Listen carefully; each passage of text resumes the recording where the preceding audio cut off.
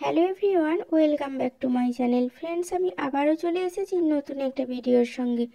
ছোট্টখাটো ঘরোয়া অনুষ্ঠানে খিচুড়ি, সাদা ভাত অথবা পোলাওয়ের পাতে বেগুন ভাজা একটি অন্যতম উপাদেয় উপকরণ। যদি সেটা নতুন রূপে উপস্থাপিত করা যায়, তাহলে তো লুকস আর স্বাদ দুটোই চেঞ্জ হয়ে যায়। তাই আমি আজকে আপনাদের সঙ্গে শেয়ার করব বেগুনের এই নতুন রেসিপিটা। এখানে একটা বেগুনকে আমি গোল গোল করে কেটে নিয়েছি। আর এখানে আমি নিয়ে নিয়েছি কিছু মশলা। মশলাগুলো হচ্ছে বেসন, লঙ্কার গুঁড়ি, চালের গুঁড়ি, লবণ, চিনি আর হলুদের গুঁড়ি। এই মশলাগুলো আমি আলাদা আলাদাভাবে এখন মাখিয়ে নেব। এখন হলুদটা লবণ এবং চিনির সঙ্গে খুব ভালোভাবে মিক্স করে নেব। তো আপনারা দেখতেই পাচ্ছেন হলুদ, লবণ এবং চিনি আমি এখন মিক্স করছি। খুব ভালোভাবে মিক্স করতে হবে যাতে বেগুনে খুব সুন্দরভাবে মাখানো যায়। এরপর এই মশলাটা নিয়ে আমি এখন প্রত্যেকটা বেগুনের মধ্যেই দুই পিঠেই সমানভাবে মাখিয়ে নেব। তো আপনারা দেখতেই পাচ্ছেন আমি প্রত্যেকটা বেগুনের মধ্যেই কিন্তু সম পরিমাণে মশলা দিয়ে দিচ্ছি। মশলা দেওয়ার পর আমি এখন এক দিকটা মাখিয়ে নেব, সেই কারণে আমি হাফ মশলা এখনও রেখেছি।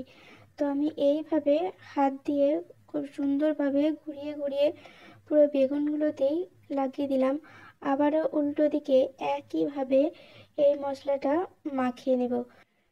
এখানে মশলাটা একটু সময় নিয়ে মাখাতে হবে, যেহেতু চিনির দানাগুলো একটু মোটা মোটা থাকে, যাতে গলে যায়, যাতে সুন্দরভাবে মিক্স হয়ে যায় সেটা খেয়াল রাখতে হবে। আর গুঁড়ো চিনি নিলে তাহলে খুব কম সময়ে হয়ে যাবে। তো ফ্রেন্ডস, আপনারা দেখতেই পেলেন কত সুন্দর করে আমি সমস্ত বেগুনগুলোতে মশলা মাখিয়ে নিয়েছি।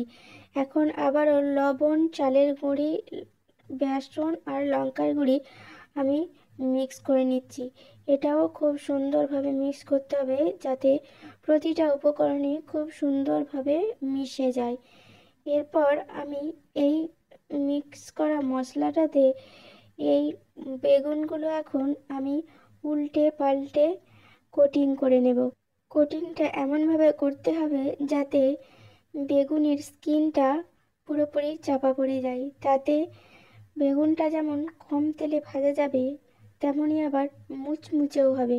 এই কাজটা একটু সময় সাপেক্ষ হবে, যেহেতু সমস্ত বেগুনগুলো একেবারে কোটিং করা বা মাখিয়ে নেওয়া যাচ্ছে না। একটা একটা করে এইভাবে সুন্দর করে কোটিং করতে হবে, যাতে প্রতিটা বেগুনই পারফেক্টলি কোটিং হয় এবং কুক করার পরেও যেন প্রতিটা বেগুনই পারফেক্টলি মুচমুচে হয়। তো সেই কারণে আমি একটা একটা করে এইভাবে কিন্তু কোটিং করে নিচ্ছি। আমার সমস্ত বেগুনই প্রায় কোটিং করা হয়ে গেছে। এখন আমি রান্নাটা করে নেব। তো সেই কারণে আমি গ্যাস ওভেনে একটা কড়াই বসিয়ে দিয়েছি। আমি এখন দিয়ে দিলাম অল্প একটু সাদা তেল। সাদা তেলটা দেওয়ার পর আমি কড়াইটা এইভাবে নাড়িয়ে দেব, যেহেতু এটা ননস্টিক নয়, যাতে না লেগে যায় সেই কারণে নেড়ে দিলাম। তারপর তেলটা খুব ভালোভাবে গরম হলে আমি একটা একটা করে বেগুন এইখানে দিয়ে দেব। যেহেতু তেলটা অল্পই দিয়েছি আর ভাজাটাও খুব মুচমুচে হতে হবে, তো সেই কারণে আমি অল্প অল্প করে বেগুন দেব। তো একদিকটা হয়ে গেছে, এরপর আমি উল্টে দিচ্ছি। তো এখানে কিন্তু কোনো রকম চাপা ব্যবহার করা যাবে না। চাপা দিলে যে মুচমুচে ভাবটা সেটা কিন্তু হবে না, কারণ চাপা দেওয়ার পর বেগুন থেকে যে জলীয় অংশটা বেরোবে সেটা আবার বেগুনকেই নরম করে দেবে। তো সেই কারণে চাপা না দিয়েই এইভাবে উল্টে পাল্টে ভাজতে হবে। তো আপনারা দেখতেই পাচ্ছেন ভাজা আমার প্রায় কমপ্লিট। তো আমি এখন বেগুনগুলো তুলে নেব।